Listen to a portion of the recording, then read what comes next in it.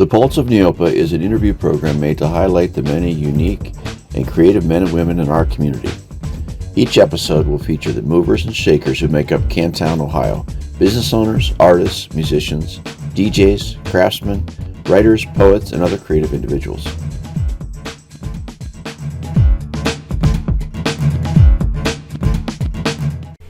Hello, this is Tyrone Semper here with another episode of Pulse of Neopa. I'm your host. We're also broadcasting live on Neopa Community Radio, WNPA-LP-FM in Canton, Ohio. And today I have a special guest with me. This is episode number 4 of our series Pulse of Neopa. And we have Lou Kraus with us from Akron, Ohio. Originally Cleveland. Originally Cleveland, okay.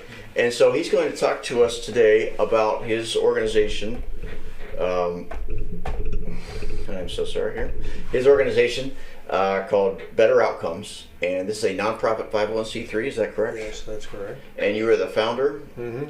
Okay, so tell us a little bit about Better Outcomes and what inspired you to start this organization? Well, the biggest thing is I'm Jewish, and Jews have always had this concern about how we speak to each other. In my case, my first incident of anti-Semitism was in the 4th grade, when a kid came into my neighborhood, and at the time my best friends were a Catholic and a Protestant kid, and his anti-Semitism changed things. And I didn't understand why, but as time went on, I began to understand verbal abuse and anti-Semitism and a whole bunch of stuff. The biggest motivator for this was my second wife, who had been so badly verbally abused by her first husband that she couldn't really tell the difference between him and me. Oh, wow. And that led to a dissolution of our marriage. Uh-huh. And then a couple years after that happened, I leased my nursing home business to somebody who trashed it. Uh-huh. And then the pandemic came, and that put everybody back. So I founded Better Outcomes in 2013. But I didn't really start putting it together until about 5 years ago. What it's meant to do, and it's got 4 parts to it. The first part is some Old Testament stuff. Okay. That was pulled out of the Old Testament, 31 commandments, which are rules that Jews follow about how we should speak to each other. Okay. Are those in the book or in the? They're part of what I'm doing. It's not in that book. Okay. No. Generally, just like what's 3 or 4 of them or 5 of them? Or... You shouldn't gossip. You should give people a second chance. You shouldn't talk about people to anybody, because all you're doing is making it worse. And this sort of brings to mind the biggest concern I have about what's going on with how we speak to each other, which is if you point fingers and call names like so many of us do these days, what you're actually doing is dehumanizing people. You're taking their humanity away, and once you've done that, you make anything that you do okay, and that's where most of the violence in the world comes from. So as I'm sitting here, talking about better outcomes, that's part of my feel is my mission, to help people understand how powerful words are and provide ways that they can change the way they speak. And that brings us to not only the Old Testament stuff, but a guy named Marshall Rosenberg, who's from Canton, Ohio. He's from Canton, Ohio? He's from Canton, Ohio. And Marshall moved to Detroit just before the riots. Okay, what year would that have been, roughly? It was early 60s. Early 60s, okay. Yeah, I think. And this was like their famous, was this the Halloween type riots, or just? I don't know exactly what it was, but what happened was a bunch of 30 people or something were killed in the Oh, yeah. 4 days of the riots. Wow. And when he was able to go back to school, his teacher was calling the names for a role, and when he mentioned the name Rosenberg, 2 boys from his class turned around and asked him if he was a kike. A kike? Yes. That's That's a word that Jews don't like. What is that? What is that word? It's a nasty German word. The German word. Yeah, that's meant to dehumanize Jews. Yes. And when he turned around and admitted, yes, he was Jewish, the 2 boys were waiting in the playground for him and beat him up. Okay.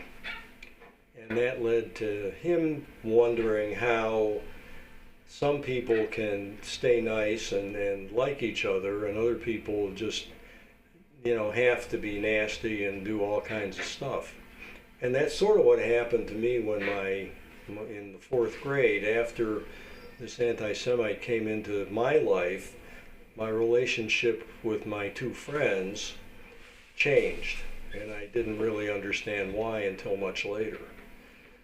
And then as I grew older and lost my second wife and the business, just everything came to a head, including the pandemic, which, contrary to what people think, it was not meant to kill people. It was meant to tear our social fabric apart. Yeah. And that's what it did. And as I'm going around talking to people, what grabs me is, as I talk to people, people are much more willing to speak to each other in an effort to put the social fabric back together than I think anybody really realizes. So that's how I got to the point, and I figured I had to have a vehicle, so I created Better Outcomes. And in addition to the speech part of Better Outcomes, I'm a mediator, and I want to get rid of moderators in political debates so that we can get better people into office and turn around what's going on in government. And the most recent addition to Better Outcomes is what I'm calling a law enforcement de-escalation project, which will give law enforcement people access to nonviolent communication and hopefully decrease the amount of violence that we see in police departments. Does that make any sense? Yes, it does. It's very relevant to this time because police are called upon to de-escalate instead of amping things up. Right. In many different ways and ways with that. Now, what is your website? It's www.getbetteroutcomes.site. Now, are there other groups that are doing something similar? There are other groups that are concerned about how we converse, and I'm trying to think, there's a conversation something group. People are all concerned about how we speak to each other, but I'm not sure that anybody's taking the approach that I am, with actually offering Marshall's work, and that's as a do-it-yourself project. Marshall had people around the world, and there's a foundation in Texas, I think, that is pushing his method of putting feelings back into our conversations. Yes. Now, I just finished reading the book. You recommended it, and the name of the book is Nonviolent Communication. Nonviolent Communication. Right. And I actually listened to it on audio. It was about a 5-hour series. Right. And one of the fascinating things I found, there's a story in there where 2 tribes were kind of killing each other, doing nasty things. No, one tribe knew that somebody from the other tribe had killed one of their relatives. Yeah. And when Marshall started working with them, he knew that they knew that this had been going on.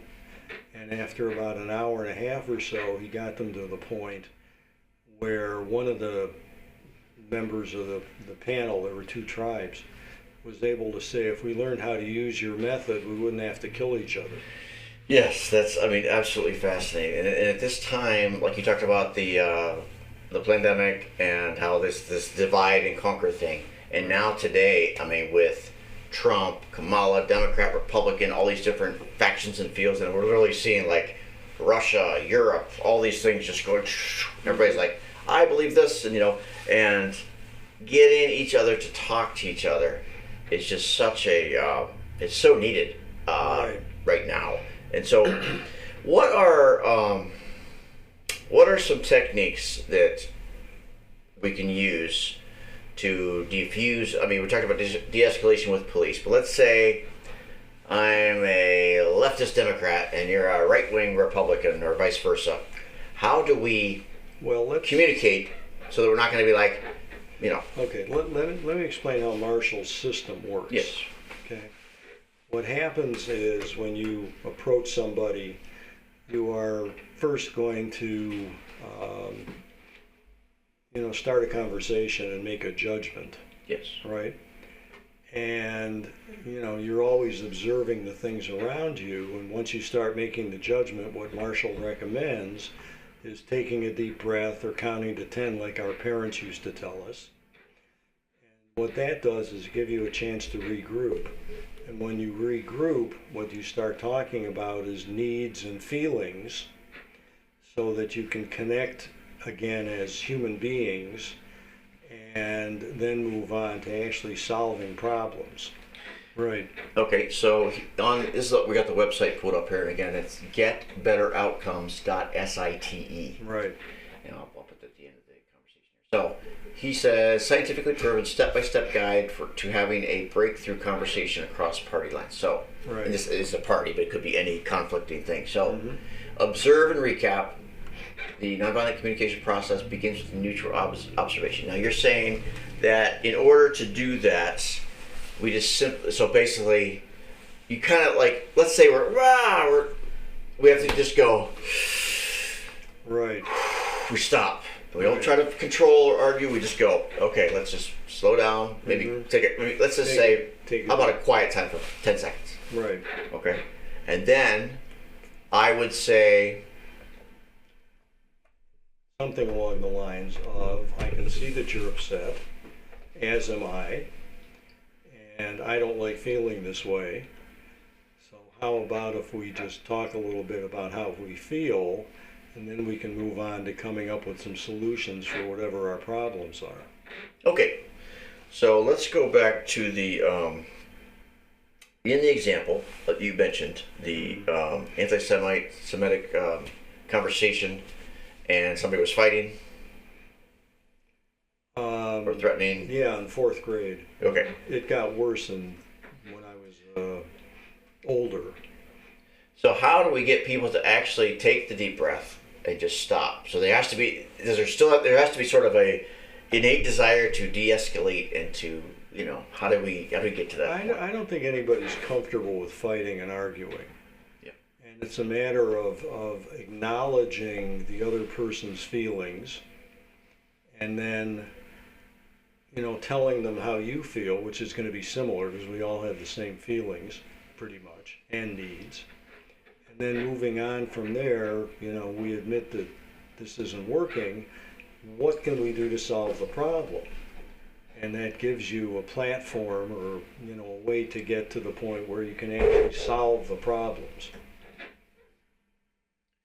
And the problem is, things escalating to a bad situation. Right, exactly. And just, okay, so let's talk about in the context. Yeah, we got violence and things like that. Let's just talk about just regular people, husband, wife, boyfriend, girlfriend, friend, foe, whatever. And so, how can we apply this to, like, just say a married couple? Like first, you mentioned your ex helped you to get to this, try to de-escalate. Well, I could see it. No, she didn't. But I mean, it was part of the journey.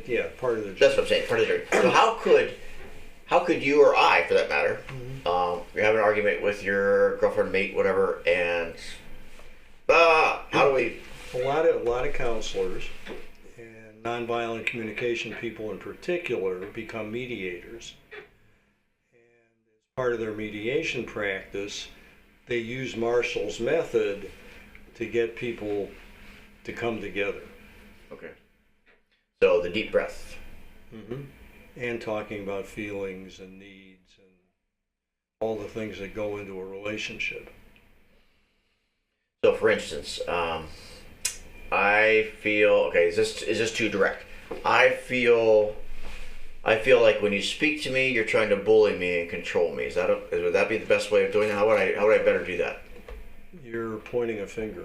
So how would what they're doing? I would say I feel very uncomfortable when we have a conversation like this. Okay, you're making me feel uncomfortable, or no? That's blaming. You're not.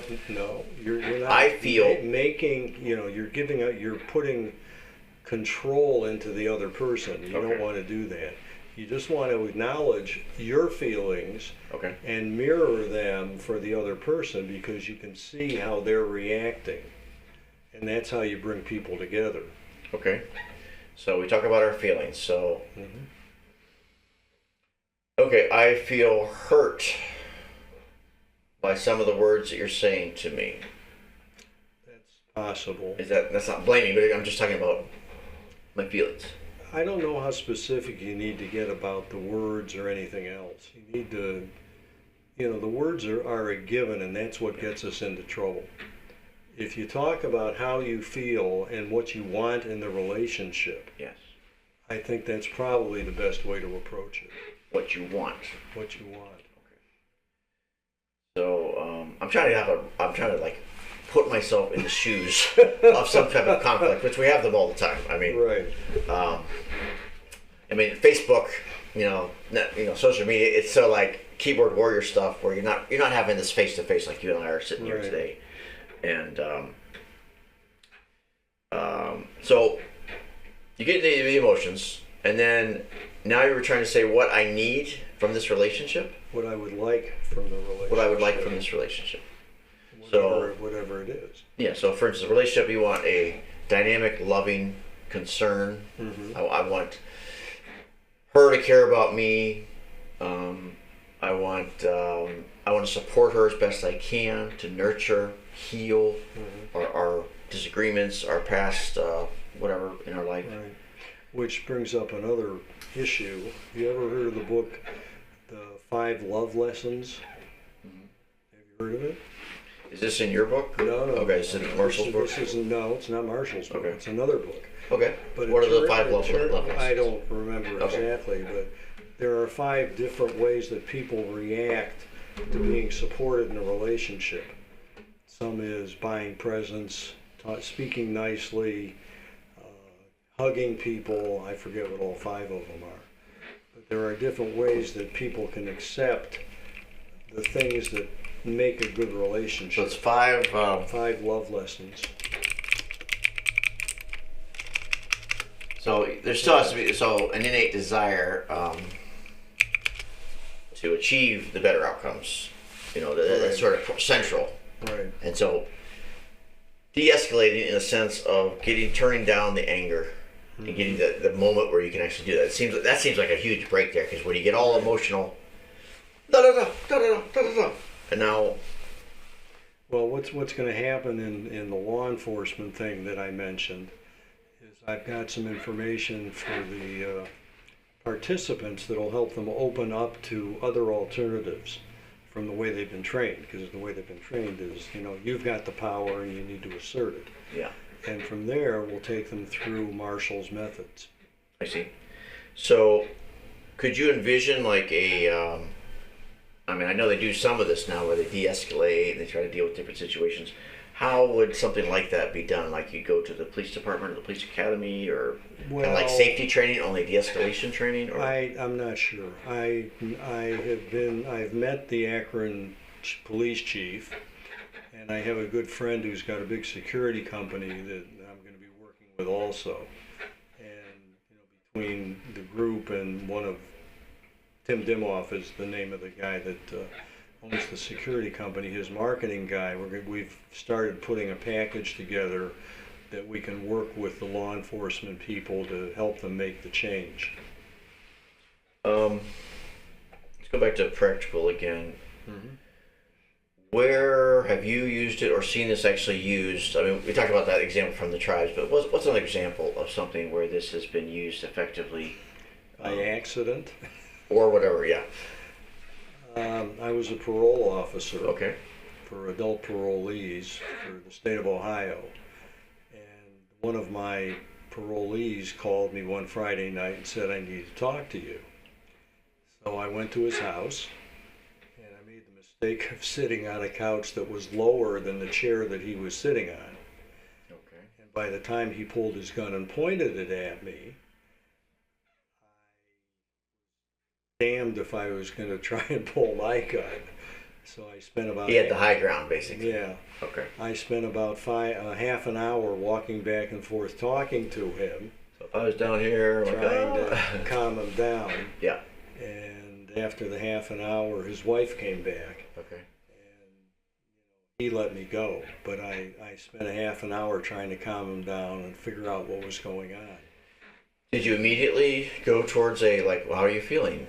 Or what do you need? No, I just, I knew something was wrong. I didn't know what. Yeah. He was on parole. Yeah. I don't remember. I think he was having trouble finding a job, and that's going to upset, his marital relationship. And I think that's why he called me, but he blamed me, and that's where the gun came from. Yeah. I mean, I've had limited success with trying to de-escalate and trying to bring something down and try to reset. And sometimes if you can get someone to cooperate, like, okay, let's, slow down. And like the pause thing really seems important. Mm-hmm. But it's important to try to figure out what we need from a relationship or an interaction and to kind of lay out the vision. Well, you can tell the person or ask the person what they need. Put the control of the situation back in their hands and give them an opportunity to say some things that maybe you haven't heard. And part of what Marshall's method does is it increases self-esteem, builds listening skills, and makes that interchange much more possible.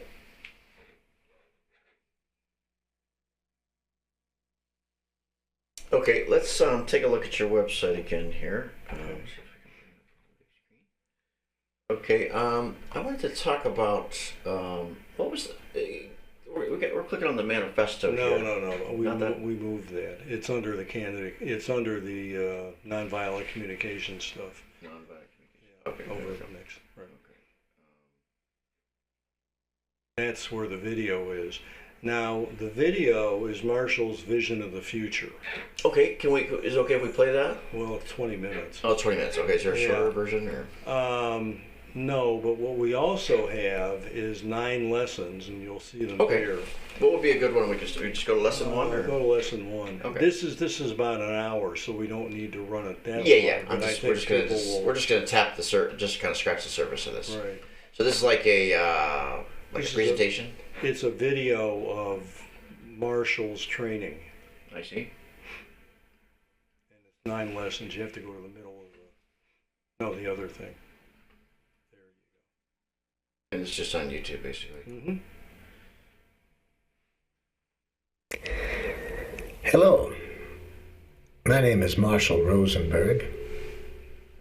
Very glad to have this opportunity to share with you in this program some skills and some consciousness that have been extraordinarily helpful to me in my life, and I'm pleased to say that thousands of people around the world that I've shared it with find it helpful to them. So I'm glad to share it with you through this program.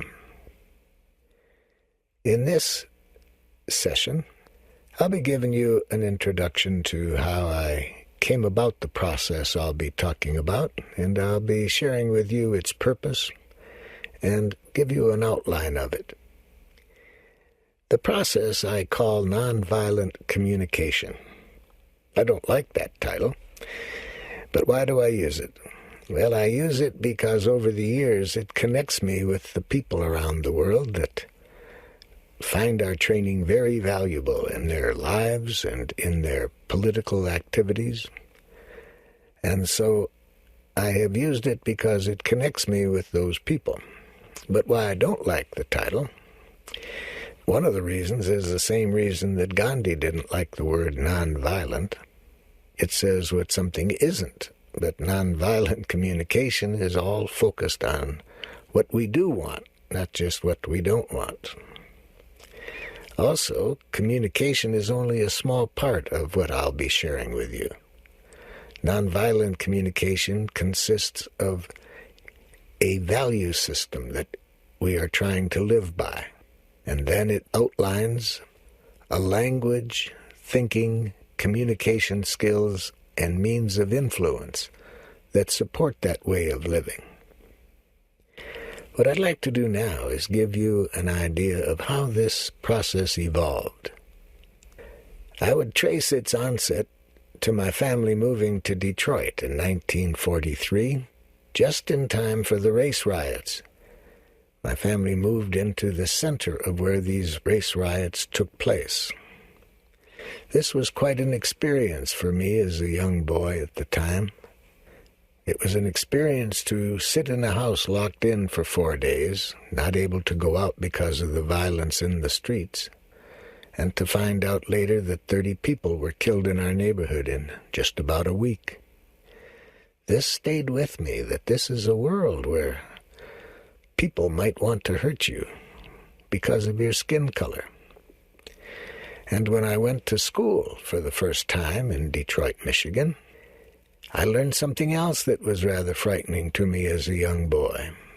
I learned that my last name could be a stimulus for violence. The first day I was in class when the teacher read off the roll and said Marshall Rosenberg, and I raised my hand. 2 boys in front of me spun around, and one of them said, "Are you a kike?" I had never heard that word until then, and I said, "What?" He said, "Are you a Jew?" And I said, "Yes." And he and his friend were waiting for me after I left school that day, waiting to beat me. So this was another lesson, that not only is this a world where people might want to harm you because of your skin color, but some people, hearing my name, wanted to hurt me. This instilled in me questions about, why is this? Why do people want to hurt one another? Simply because of their name, simply because of their skin color. At the same time, I had another powerful learning experience, quite a different one than to see the violence that was going on in the streets. I saw that violence isn't what we human beings are really about. I was fortunate enough to see people exercising compassion under difficult conditions. For example, my grandmother, with whom we lived, was paralyzed, and my mother was taking care of her. And each night, one of my uncles would come to help my mother take care of my grandmother, and I couldn't wait for him to get there. And I would watch as he took care of my grandmother, as he cleaned her up, gave her various medical treatments that she needed. What struck me is the whole time he was doing this, the beautiful smile on his face. Even though to me as a boy, it seemed that the work he was doing was not easy, and it was difficult to clean up somebody and give them medications. The whole time he was doing it, he had such a beautiful smile on his face. So I saw this aspect of human beings who could enjoy contributing to other people's well-being. So 2 questions were in me from this time on and to this day. Then these 2 questions are, what happens to people to lead them to enjoy other people's suffering and to make them want to contribute to other people's suffering?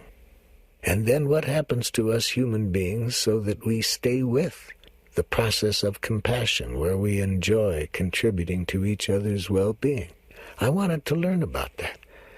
I wanted to learn what contributes to the violence so I could do whatever I could to transform it, to prevent it. And I wanted to learn whatever I could about what helps human beings to stay connected to what I believe is our nature, our compassionate nature. And I wanted to do whatever I could to live that way myself and to distribute what I learned to others. When it came time to decide what I wanted to do in this world, I decided that I would go into psychology and study psychology. There's one story that's interesting.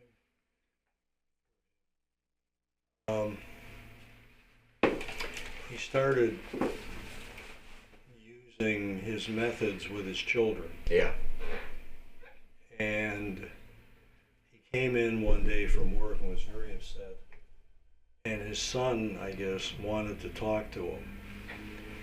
And he was able to tell the boy that he was upset, and the son responded, "Take your time, Dad."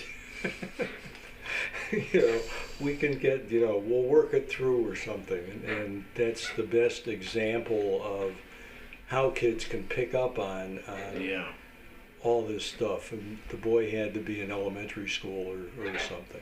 Yeah. But it's possible, and it's part of what Marshall talks about when he talks about using it. And I spoke to a lady in Cleveland Heights that does this. You can use it all the time, and people will pick up on it naturally because it's a more natural way to speak. And you can spread the use of his methods just by using it. Just by using it, a natural way to speak. Mm-hmm. The other thing that I think is important for people to understand is, as we try to move things forward, is we see the differences in each other. Yeah. And, skin color, religion, all kinds of stuff enters into it. But if you look at Maslow's hierarchy, which is a way that a group of psychologists put things together when Freud was not doing so well with his method of fixing people, they came up with a scheme that pointed out that we all have the same needs. And it starts with, and it's somewhere in all of my better outcome stuff, it starts with basic needs, goes to social needs, psychological needs, and then ends up with spiritual needs. Okay.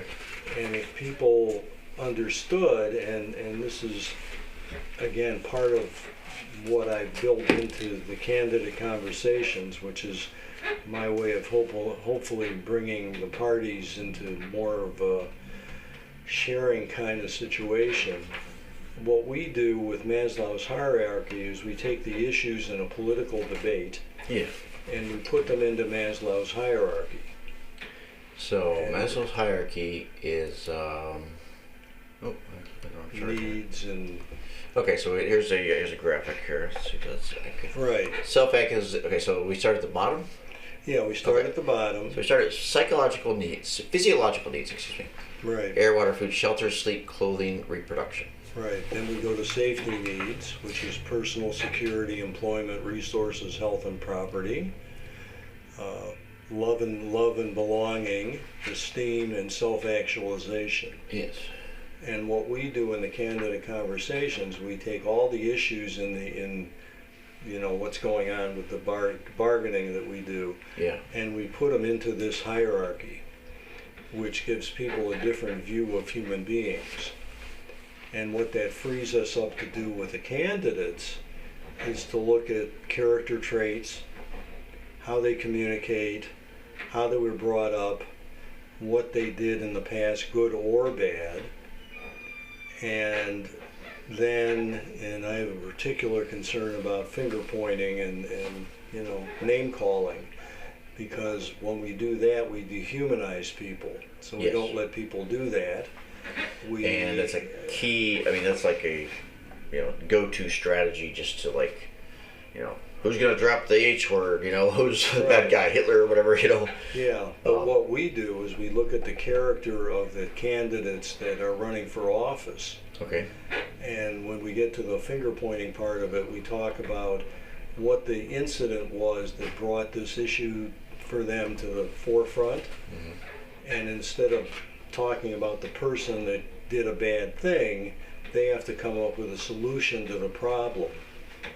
So, I mean, our current, the current landscape, it's like, blame, you did this. And so recently an article came out on Zero Hedge, Mm-hmm. where the leading Democratic leaders, Nancy Pelosi, Chuck Schumer, were all talking about immigration. They were talking about government waste. And so now we've got Trump and Elon and all this stuff. They're like cutting government waste. So how can, it doesn't seem like nobody wants to even work on things. I mean, at least the They want to have somebody to blame. they want to have somebody to blame, yeah. Right. And so how do we even get them to the point of solution? I mean, it just seems like it's so convoluted, you know. What's happening to the economy because of the way they're approaching things is the markets are down. I mean, I haven't checked today, but prices are going up. well, I mean, actually, some prices are going down.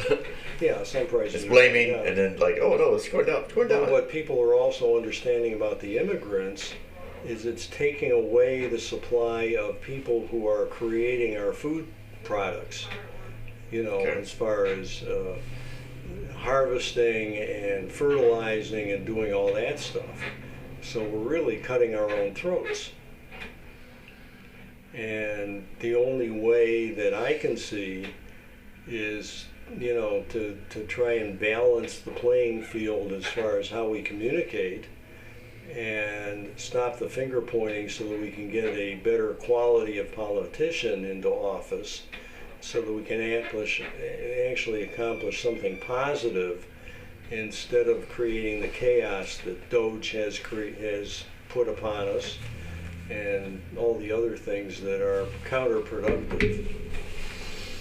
So, is there? I mean, but how do you know, when you have a cancer, when you have a broken arm, you need to like get a scalpel out and just like pull out the bullet, so to speak. Yeah.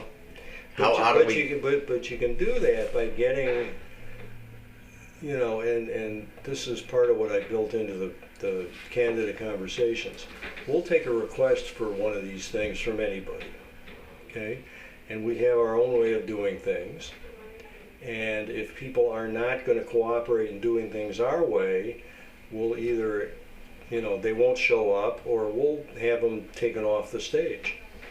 You know, we're going to do it our way instead of what's gotten us into all this trouble. Yeah. And, you know, I'm not, and my mediators won't put up with people, you know, trying to damage what we've put together.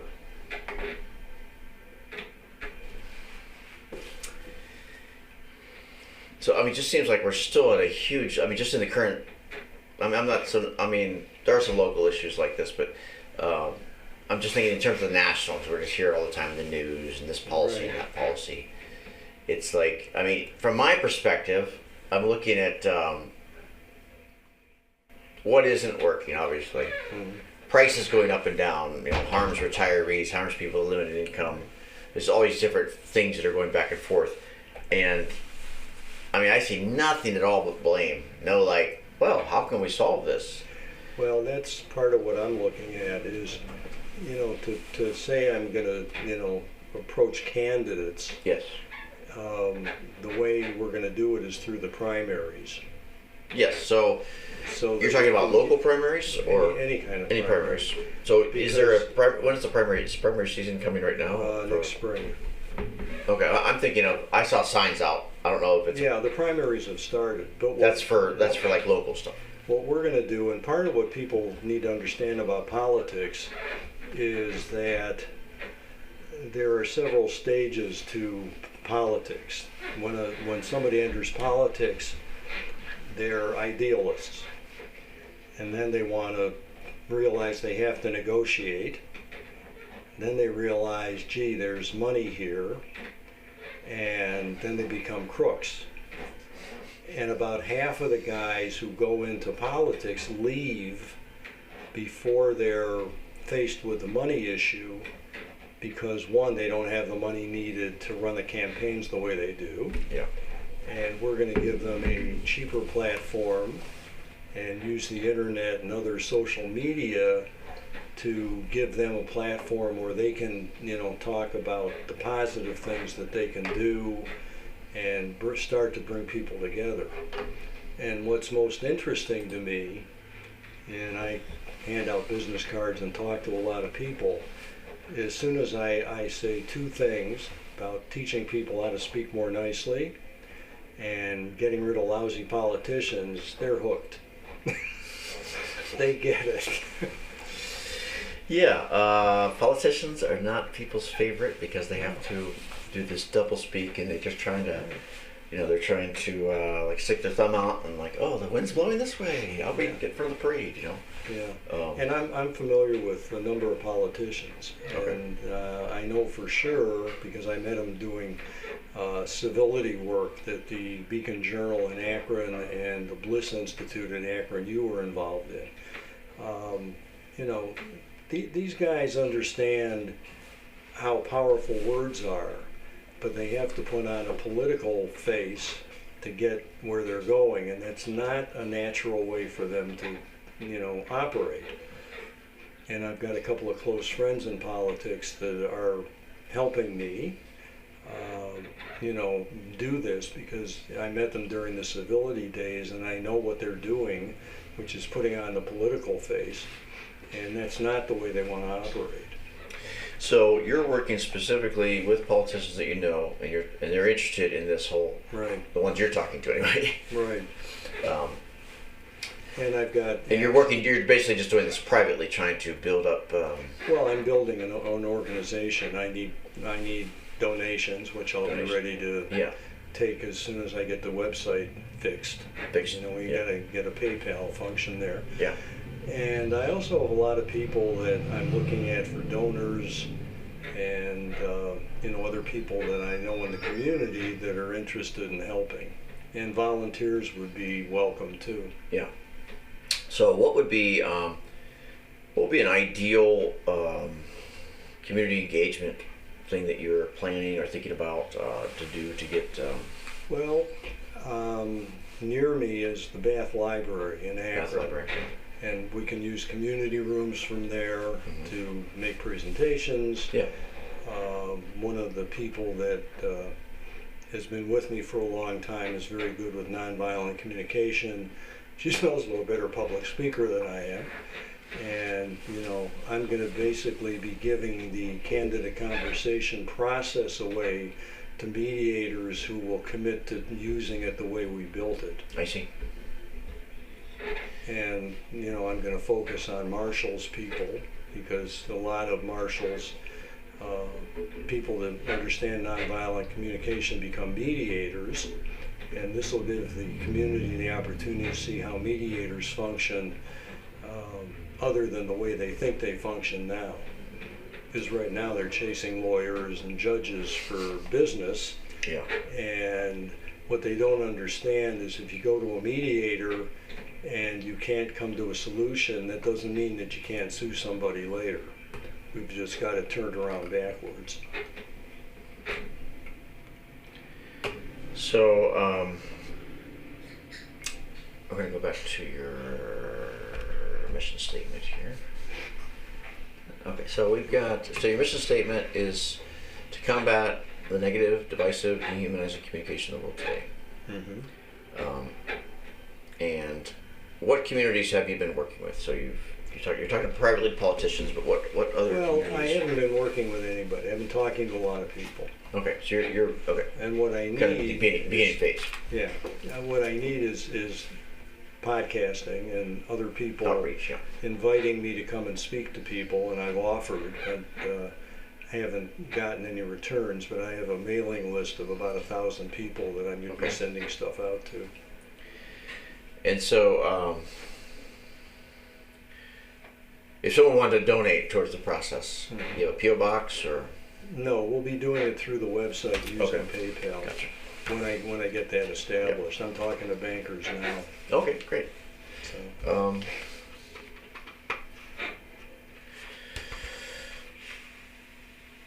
So, what do you base the scientific aspect of this on?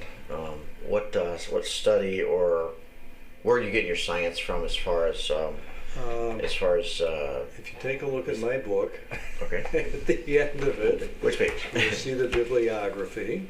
Bibliography. Okay, there we go. Okay. And it's much more extensive than what you see there. That's part of it as it relates to that book, but I've got Okay. a number of other sources. I don't know how many. I've got somebody that's going to be going through it and helping me organize it. You know, anything that we do is going to be based on good science. Yeah. You know, I'm not going to play games with people. They may not like what I'm telling them, but it's all backed up with good science. If you take a look at the book, one of the first things in there is a Dr. Morabian, who is a psychologist out of California. This is at the beginning of the book. It's not the bibliography. No, well, it should be in there somewhere. Okay. But what he did is he looked at conversation and realized that there are three parts to it. There's words, there's the tone of voice, and body language. And in his study, and I make the point that okay, so we have words, tone of voice, and nonverbal behaviors, right, facial expressions, body language, and that's very true. Right. I mean, if but what happens, what's interesting, is if your body language and your tone of voice don't match your words, people are going to disregard the words and make a decision on the other two. And that's what he found. Now, he was doing it in reference to emotional relationships. And I think if you look at other kinds of relationships, there may be a different kind of balance. But that's not something that, I've pursued scientifically. So, it's just yeah. I make a point that it seems to me that that's how it works. Now, I find myself doing this when I'm having trouble communicating, and I'm uncomfortable. I mean, I'm going to be like, okay, rolling my eyes, or, I'm just, I can't help it. It's, and I don't want to you're wrong. I want to just go oh, geez. And I cannot, that's my, that's nonverbal, obviously, but. Well, that's where Marshall's method comes in. You can say, I'm uncomfortable talking about the feelings and describing them. Well, I'm uncomfortable with what I'm hearing when I can see that that's not the way you're expressing yourself otherwise. Uncomfortable, it seems kind of generic, but what are some other words that we could, uncomfortable could be? Change the words so they're congruent with your feelings and body language. We're always trying to make a good impression on people. And you do that with the words you use, but you can't hide the tone of voice and body language. So the breakdown is on this chart is 55% nonverbal communication. That's his original study. Okay, so that would be just your demeanor. But look at where words fall into it. Words is only 7%. Yeah. Right. So 7%. So I could say, hey, let's have peace. And I can say, let's have peace, come on, and all of a sudden we have this. Doesn't work. I'm not looking right. It reminds me of my friend, one of our DJs. He was in the service, and in France, he's like, where's the bathroom? And they'd be like, well, whereas in Germany it was like, whoo, yeah, okay, and the nonverbal was, it's over there. Yeah. Go. Where the Frenchmen were like, and they weren't the nonverbal was huge. He said he couldn't understand a word he said, but it was like, oh, it's over there. Yeah, right. And it's actually fascinating. I guess it's a real art to just maintain that inner peace to be able to get to the point of the thing.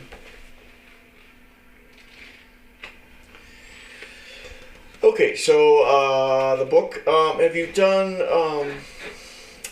What are some of your target? You talk about police, school teachers. What are some other target people? Well, the targets, and this is where Marshall's targets are too.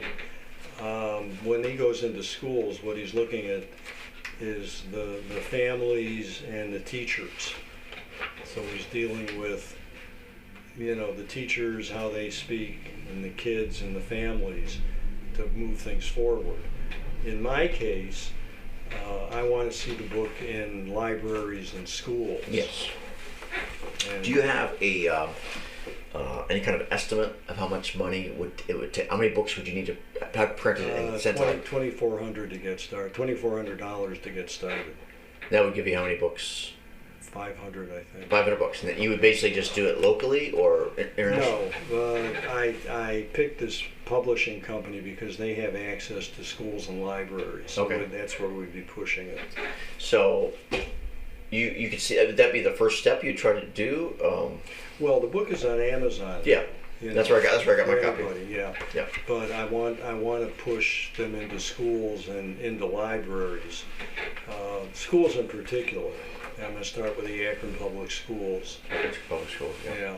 Yeah, I've got some contact there. And I've got, contacts in the nonviolent communication community too, that I'm pushing to get access to the board. So right now, you would like, if you could raise that money and you could actually just send them out and then have a letter or something like that. And Well, then the publishing house would do that. publishing will do all that for you. Yeah. So that's the cost right there, Bill. Right. I see. So then you could follow that up perhaps with some type of a conversation at one of the rooms. Hopefully, yeah. They would give me reports on a monthly basis so I could see where they were going and all that, and then I could do the follow-up or hopefully have people helping do the follow-up. I've got a lot of people interested. I've talked to people out of the country, and I've got a person in Uganda in particular who's very interested. And I've talked to people in the Philippines and Ghana and a lot of different places. Ghana. Mm-hmm.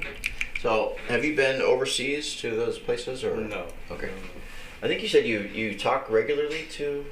Yeah, the guy in Ghana. The guy in Uganda. Okay. He's my adopted son. Oh, okay.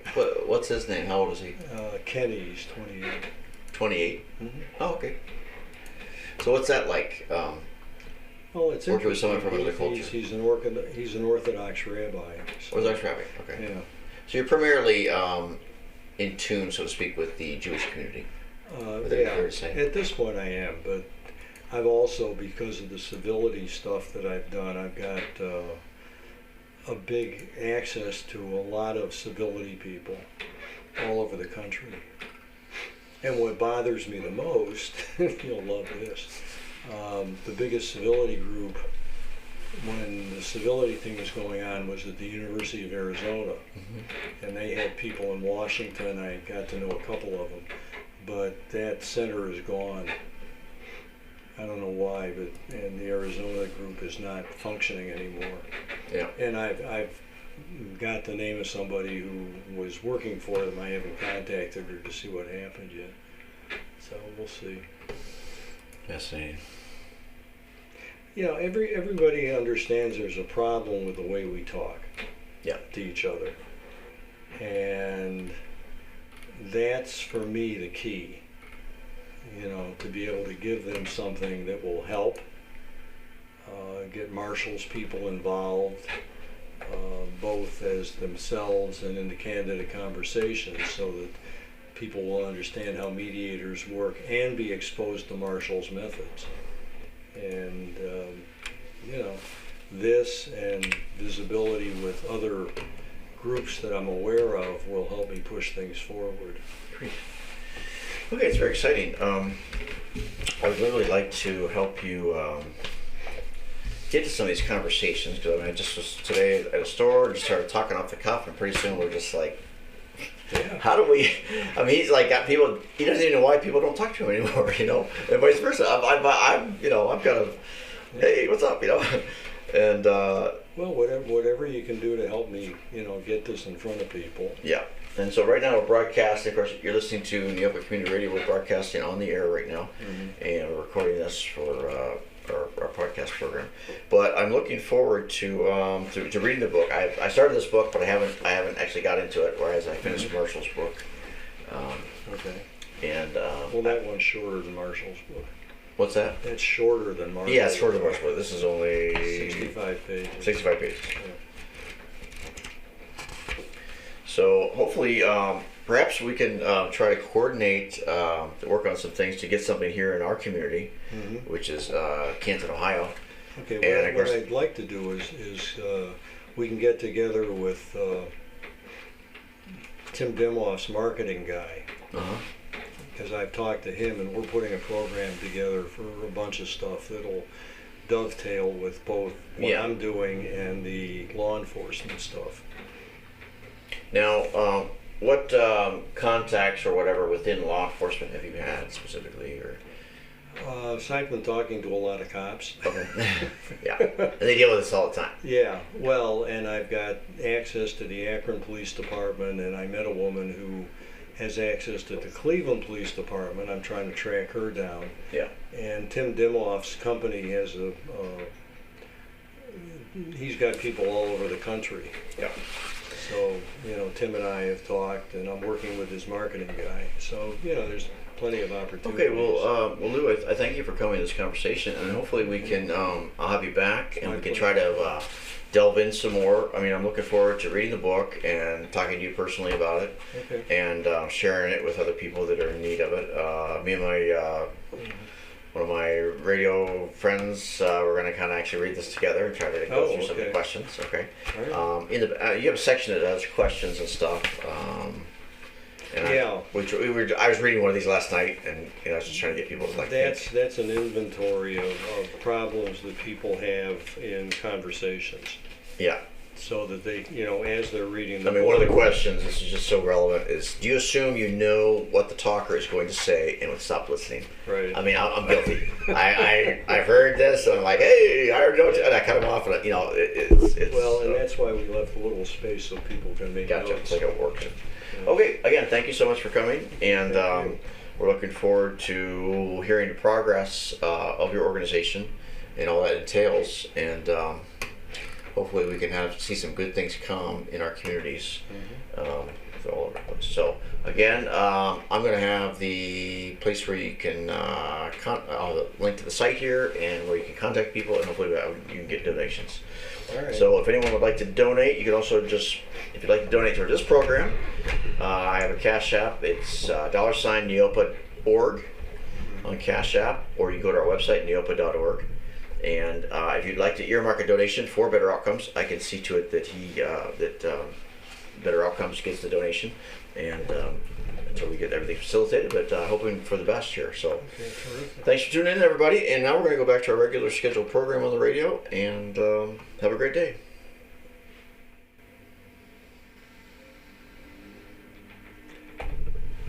Interesting. Will I be able to put in the? Sorry.